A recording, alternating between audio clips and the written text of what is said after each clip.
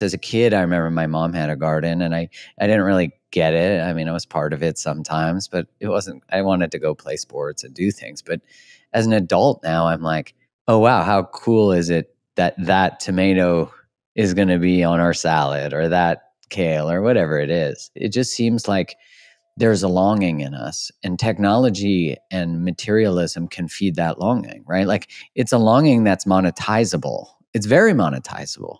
And yeah, what do you think? I think convenience plays a really big role in this. And I think that increasingly we have trended towards the idea not just of convenience, but of yield and of productivity within agriculture that we have to be doing instead of being. And I think that you really hit the nail on the head that there is also in us this longing to connect back to and to understand where our food comes from.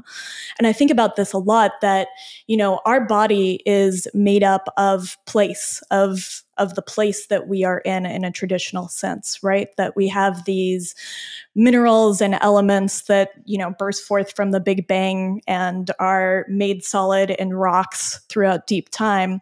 And they're harvested inside of the soil from mycorrhizal fungi and accumulated back into plant tissues. And then we eat those plant tissues, or animals eat those plant tissues, and we eat them. And so we're made up of celestial bodies and plant bodies and animal bodies. And this sense of place. I mean, even every breath, right? Every breath that I breathe out, I am surrendering a part of myself in carbon dioxide that will become plant bodies, and they are producing oxygen that will be a part of my body.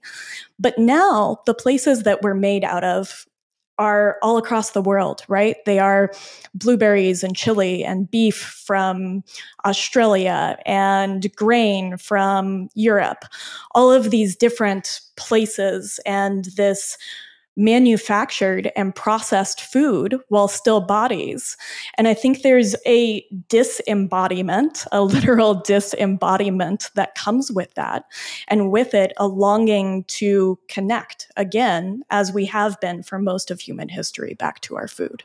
Well, it seems so simple to think that if I eat something that is actually chemically derived, that is artificially created, like I think of how, it's probably Bill Gates.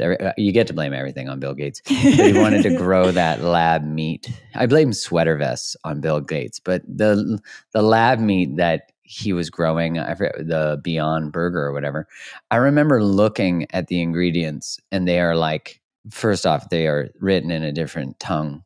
They're, you know, and I just think like what's frustrating, because you don't know till you know, right? Like you don't even think about you're eating I loved spicy chicken combos from Wendy's when I was in college, but I wasn't thinking about what I was eating. I was also drinking. There was a calamity of poor health decisions, but you don't think about the level of the lack of intelligence of the food that you're putting in your body, that your body's performing because it's young, you know, and it's got some resilience. But there is a time, like you look at, okay, fat's bad. That's the 1980s and 90s line, which also happened to beautifully partner with statins being written for cholesterol, because cholesterol is bad.